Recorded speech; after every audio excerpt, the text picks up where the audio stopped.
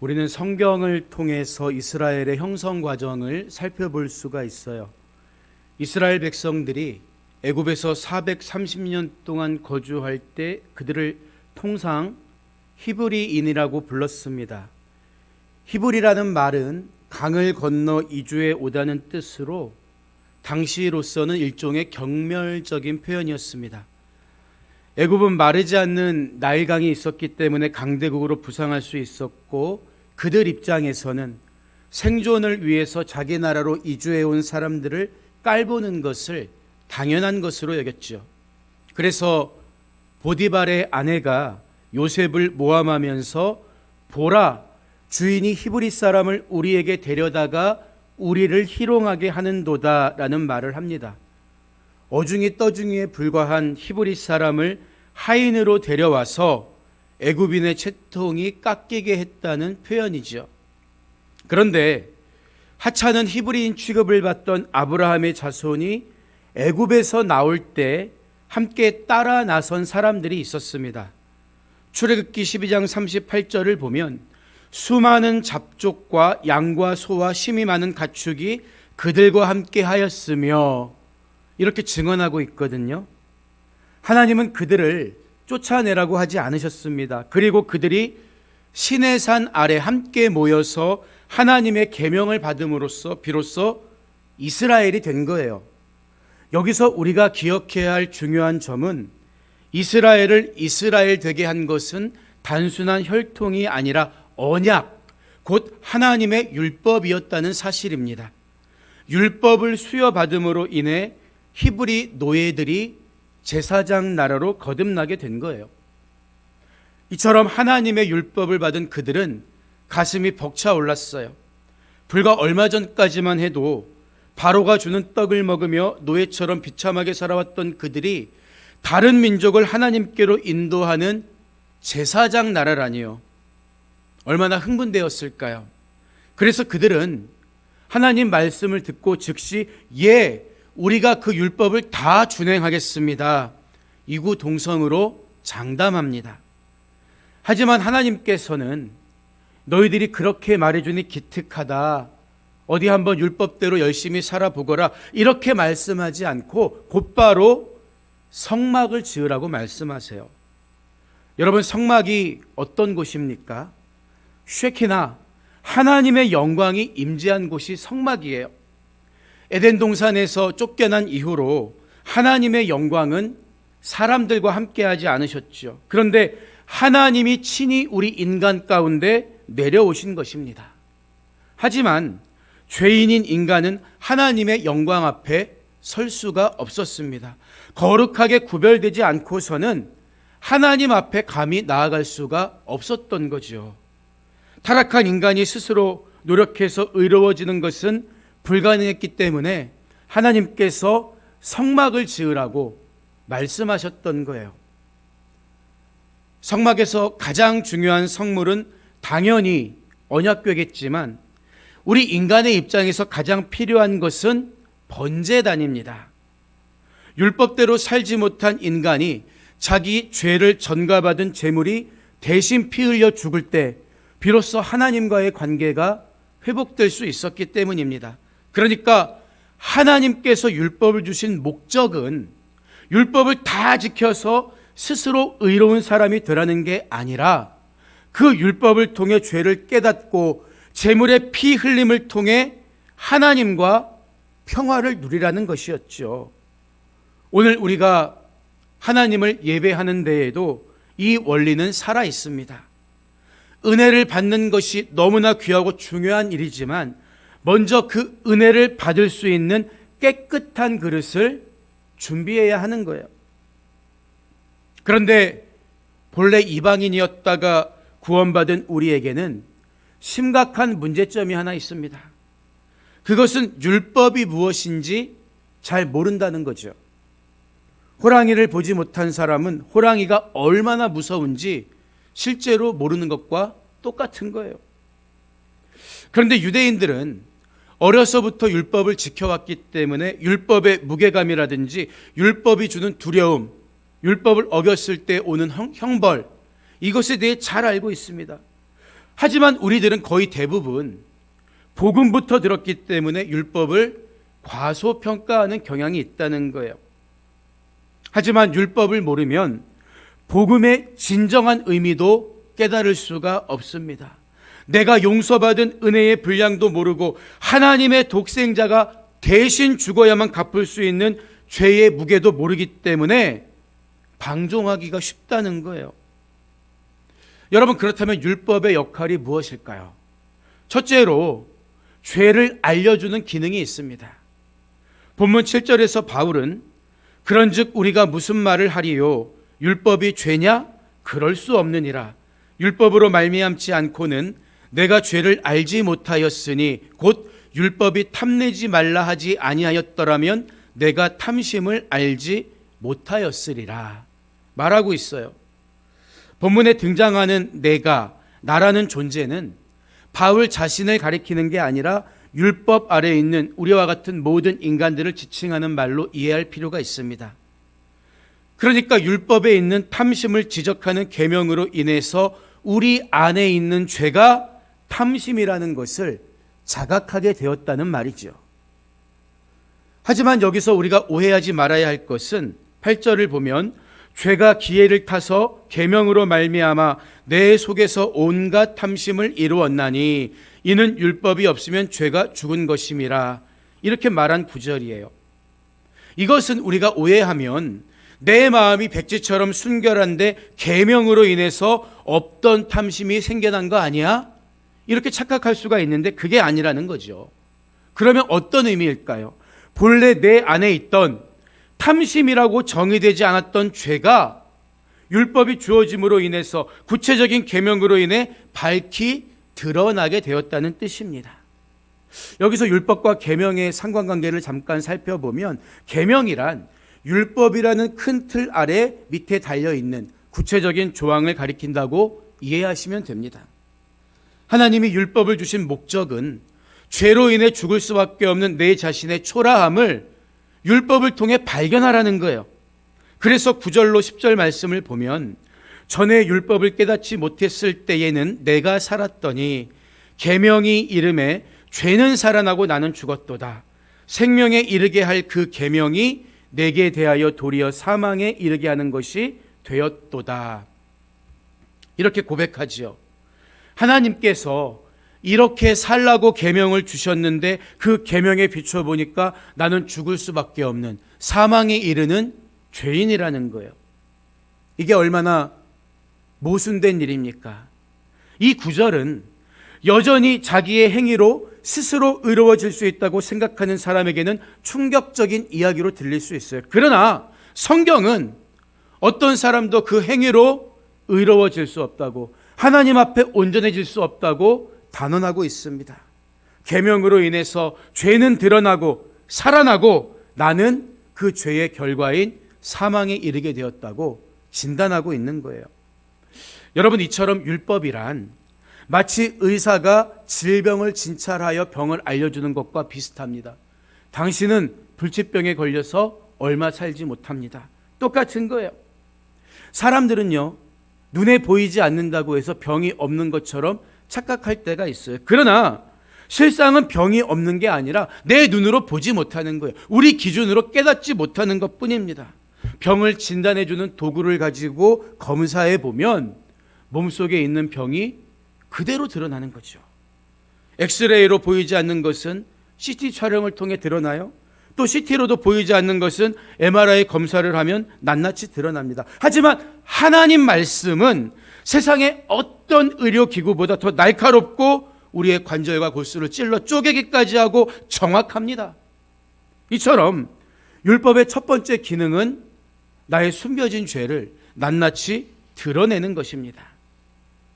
여러분, 그런데 의사가 환자를 진찰하고 수술대 위에 올려놓고 그 몸을 벌려놓고 끝내기만 하면 안 되겠죠. 치료를 해야 하지 않겠습니까? 그래서 율법의 두 번째 기능은 내 안에 있는 죄를 끊임없이 지적함으로써 구원의 은혜를 갈망하게 인도해 가는 것입니다. 본문 11절을 보면 죄가 기회를 타서 계명으로 말미암아 나를 속이고 그것으로 나를 죽였는지라 이렇게 말하고 있죠. 앞서 말씀드린 것처럼 계명이 와서 멀쩡한 나의 죄를 충동질하는 게 아니라 계명으로 인해 내 안에 있는 죄성과 죄의 결과인 사망의 권세가 밝히 드러난다. 이런 뜻입니다. 생각해 보세요, 여러분. 하나님이 언제 인간에게 율법을 주셨나요? 타락하기 전입니까? 타락한 후입니까? 타락한 후라고요. 하나님은 처음부터 죄인인 인간에게 율법을 주신 것입니다. 시내산 아래서 계명을 받은 이스라엘 또한 우리와 똑같은 죄인들이었습니다. 따라서 죄가 계명으로 말미암아 나를 속이고 그것으로 나를 죽였다. 이 말은 계명이라는 거울에 비추어 보니까 죄가 나를 사망으로 끌고 가고 있는 게 눈에 확연하게 드러난다는 의미입니다. 그렇기 때문에 이 말씀이 강조하고자 하는 것은 무엇이 죄인지 인식하는 데서 끝날 게 아니라 실은 내가 그 죄로 죽어야 하는 죄인이라는 사실을 절박한 마음으로 받아들이라는 거죠. 지금도 사탄은 나를 정죄하면서 사망으로 끌고 가려는 시도를 포기하지 않는다는 거예요. 그렇기 때문에 단지 지식적으로 죄가 무엇인지에 대해서 아는 것만으로 끝난다면 마치 바리새인들처럼 나는 은혜도 필요 없어요. 나는 하나님 말씀 다 지켜요. 남을 판단하고 정죄하기만 하는 이상한 신앙인이 된다는 거예요. 예수님은 바로 그들을 가리켜서 회칠한 무덤이요 외식하는 자들이라고 책망하지 않으셨습니까? 여러분, 아무리 무덤을 겉에 그럴싸하게 치장해 놔도 그 안에는 썩어서 냄새나는 뼈들이 널브러져 있는 거예요. 그러나 내가 바로 죽을 수밖에 없는 죄인이라는 사실, 그 존재라는 것을 깨닫게 되면 하나님의 자비와 긍휼과 은혜를 갈망할 수밖에 없다는 거죠. 그러니까 율법과 계명이 실은 얼마나 유익한 도구입니까? 그래서 12절 말씀을 보면 이로 보건대 율법은 거룩하고 계명도 거룩하고 의로우며 선하도다 이렇게 단언하고 있는 거죠. 문맥의 흐름을 보다가 이로 보건대라는 말이 튀어나와서 문장 해석이 매끄럽지 않을 수가 있는데 공동 번역본을 보면 그러나 율법은 거룩하고 계명도 거룩하고 의로우며 선하도다 이런 뉘앙스로 번역되어 있습니다. 계명이 내 죄를 낱낱이 드러내는 것이 나를 힘들게 하는 게 아니라 오히려 그로 인해 사망에서 생명으로 옮겨지는 갈망을 품을 수 있는 선한 도구가 된다. 이 말을 바울이 들려주고 있는 거예요. 사탄의 교활한 특성은 우리에게 틈만 나면 달려드는 맹수와 같아요. 그래서 율법으로 우리를 판단하고 정죄할 기회만 엿보고 있습니다.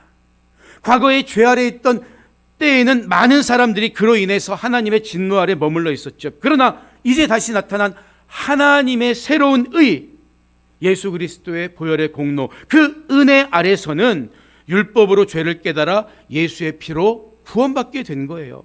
따라서 율법은 죄를 낱낱이 드러내서 우리를 넘어뜨리는 게 아니라 이제는 그 사실을 알려서 다시 뉘우치고 은혜 앞에 나아갈 수 있도록 돕는 의롭고 선한 도구가 되었다는 거예요. 어떤 분들은 지금은 은혜 시대이기 때문에 율법은 무가치하다고 생각합니다. 하지만 그렇지 않습니다. 율법은 여전히 살아있다고요. 율법의 기능은 죄를 지적하는 거예요. 내가 죄인임을 고백하고 두 손 들고 주님께 나올 수 있었던 것은 율법 때문입니다. 왜 우리가 방종하지 않고 성화의 삶을 살게 됩니까? 율법의 요구대로 하나님의 온전하심에 다가서기 위함이지요. 은혜 시대라는 말은 누구든지 회개하고 예수 그리스도를 영접하면 성령의 인도하심으로 하나님의 법을 성취하게 될 수 있게 되었다는 뜻이지 율법이 폐기된 시대라는 말이 아닙니다. 오늘 본문은 우리가 기억해야 하는 중요한 사실을 말해주고 있어요. 그것은 율법은 폐기될 수도 없고 폐기되어서도 안 된다는 것입니다. 그래서 13절을 보면 그런즉 선한 것이 내게 사망이 되었느냐? 그럴 수 없느니라. 오직 죄가 죄로 드러나기 위하여 선한 그것으로 말미암아 나를 죽게 만들었으니 이는 계명으로 말미암아 죄로 심히 죄되게 하려 함이라 말하고 있는 거예요. 율법은 의로운 나를 죄인으로 만드는 게 아니라 죽을 수밖에 없는 내 죄를 드러나게 함으로써 십자가 앞에 설 수 있도록 인도하는 선한 도구라는 거죠. 따라서 구원받은 우리들에게 율법은 하나님 앞에서 이제는 날마다 완전해야 할 분량을 보여주는 지표와도 같습니다. 율법이라는 기준이 있기 때문에 우리는 하나님 앞에 더욱더 겸손하게 나아갈 수 있게 된 거예요. 예수님에게 어느 부자 청년이 찾아왔어요. 그리고 어떻게 하여야 영생을 지킬 수 있냐고, 영생을 얻겠냐고 묻습니다. 계명을 지켜라. 제가 다 지켰는데요. 청년이 대답해요. 여러분, 이 청년이 정말 율법을 다 지켜서 하나님 앞에 온전한 사람이었을까요? 그렇게 보이지 않습니다. 이 청년은 율법의 외형적인 형식은 다 지켰는지 몰라도 율법을 주신 진짜 목적에 대해서는 무지했던 것 같아요. 여전히 자기의 의가 살아있었던 거죠. 그래서 예수님이 그러면 가서 너의 모든 재산을 팔아 가난한 사람에게 나누어 주고 그리고 와서 나를 쫓으라, 이 말씀을 하시니까 청년은 근심한 얼굴로 자리를 떠나갑니다. 여러분, 우리는 하지 말아야 할 것을 안 한 것으로 인해 교만해지면 안 돼요. 살인하지 말라, 도적질하지 말라. 하나님 믿지 않는 사람들도, 말씀을 모르는 사람들도 웬만하면 다 지킵니다. 그러나 세상 사람들과 그리스도인들은 어디에서 구별이 될까요? 용서할 수 없는 것을 용서하고 삽니까? 사랑할 수 없는 것들을 사랑하나요? 이처럼 하라고 하신 것을 준행할 때 우리가 하나님의 자녀라는 것을 증명할 수 있는 거예요. 그래서 하나님이 하라고 하신 것을 다 하지 못한 것에 대해 우리는 항상 부끄럽고 죄스러운 마음을 가져야 하는 것입니다. 나는 이 정도면 됐다, 괜찮다, 이런 생각하고 자기보다 못한 사람을 판단하고 정죄하는 사람은 아직도 자기 의가 살아있는 사람이라고요. 하나님 심정 모르는 거예요. 그래서 율법을 깨달아 알게 되면 하나님의 말씀에 가까이 가면 가까이 갈수록 우리는 두려워하게 됩니다. 나의 부족함과 못된 심성이 부끄러워서 눈물 흘리며 회개하게 돼요. 그래서 바울 같은 사람은 나중이 되면 될수록 나는 죄인 중에 괴수다, 죄인 중에 내가 괴수다, 이런 말까지 하게 되잖아요. 우리 신앙의 선배들은 회개를 참 많이 했어요. 제가 어릴 적에 예배당에 가서 봤던 모습들이 다 그런 거예요. 울면서 기도하고, 자식이 아파도 하나님 내 죄입니다, 사업이 안 돼도 내 죄입니다. 회개를 참 많이 했어요. 교회에 나오면 눈물 흘리며 통곡하는 것으로 알았습니다. 그런데 요즘 우리들은, 저부터 그래요, 내가 잘났다, 나 정도면 괜찮지, 이런 분들이 많은 것 같아요. 우리에게 계명을 주신, 온전해지기를 원하시는 하나님 아버지의 심정을 모르고 사는 거죠. 그래서 우리는 율법에 대해 눈을 떠야 합니다. 율법을 통해 나의 연약함과 죄성을 보라고 하나님은 그것을 주신 거죠. 그러니까 예배 시간마다 말씀의 거울에 비추어 보면서 내가 얼마나 부족하고 초라한 죄인인가를 깨달아야 하는 거예요. 말씀 앞에 자복하고 회개하는 사람에게 하나님의 은혜가 충만하게 임합니다. 그래서 요한일서 1장 9절은 만일 우리가 우리 죄를 자백하면 그는 밉보시고 의로우사 우리 죄를 사하시며 우리를 모든 불의에서 깨끗하게 하실 것이라고 약속하는 거지요. 우리 아이들이 어릴 적 함께 살던 아파트 건너편에 큰 마트가 있었어요. 그 마트에 종종 가곤 했죠. 지금은 헐어버리고 새로운 건물을 짓고 있는데 그때 기억이 서네요. 그 횡단보도 앞에 서면 차들이 얼마나 쌩쌩 지나가는지 바람이 그냥 휙휙 붑니다. 그때마다 이 아이들은 제 손을 잡은 손을 꽉 잡았죠. 제 손을 꽉 잡았죠. 힘을 주고.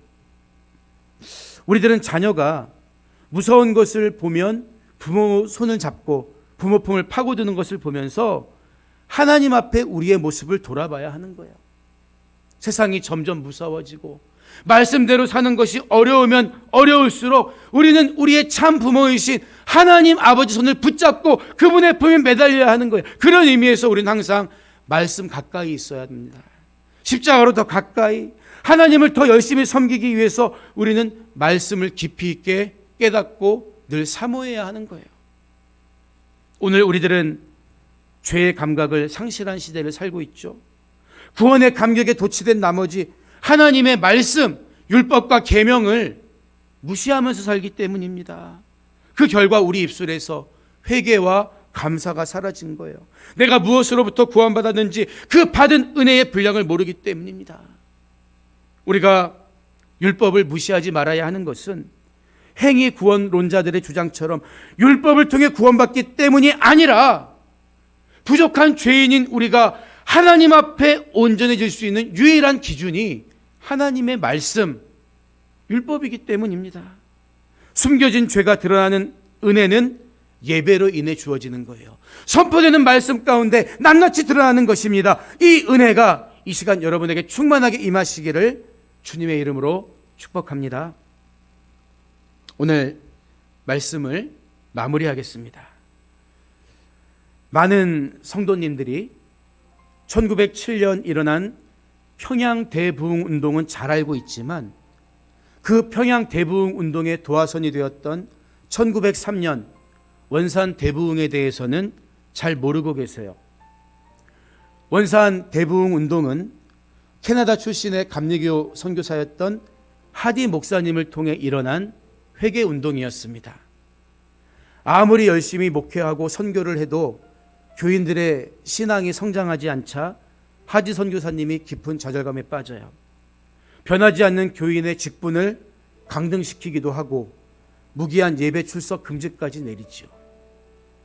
그러던 중 원산 지역 선교사님들 예배에 하디 선교사님이 설교를 맡게 되었습니다. 그런데 예배 도중 말씀을 전하는데 그 마음이 뜨거워지기 시작했어요. 자기가 진짜 죄인임이 깨달아지고 그 죄를 고백하기 시작합니다. 모태신앙이었던 자신이었지만 진짜 믿음이 없었고 의사였던 자기 경력을 내세워 조선교인들을 무시하고 차별했던 교만한 마음이 떠올라 자복하고 통회합니다. 그때 성령의 역사가 일어났던 거예요. 하디 선교사님이 수없이 회개하라고 외쳤을 땐 아무 반응 없던 교인들이 저부터 회개합니다라고 하니까 기적처럼 회개하고 뒤집어지는 부흥의 역사가 일어났던 거죠. 우리는 혹시 예배 시간에 주신 말씀을 통해 다른 누군가가 변화되길 기대하지는 않나요? 이 말씀은 저 집사님이 들어야 돼 라든지 이 말씀을 꼭 들어야 될 사람이 오늘 안 나왔네 이러지는 않습니까? 그러나 모든 말씀은 나를 위해 주신 거예요. 숨겨진 죄가 드러나는 은혜를 주시려고 예배의 자리에 하나님이 나를 불러주신 것입니다. 예배 드릴 때마다 이러한 회복의 은혜를 사모하면서 날마다 그리스도의 장성한 분량이 충만한 데 이르러가는 여러분의 복된 삶이 되시기를 주님의 이름으로 축복합니다.